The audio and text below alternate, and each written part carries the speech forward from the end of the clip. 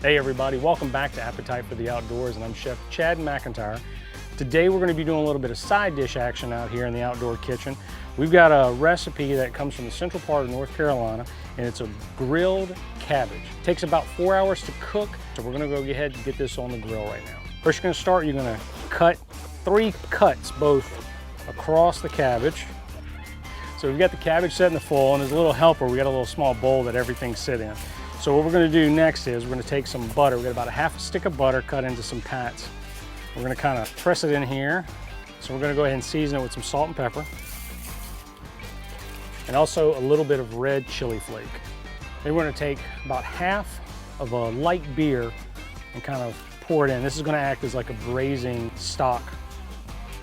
We're going to take about 6 pieces of bacon and kind of lay it across, almost like a lattice on top of the cabbage.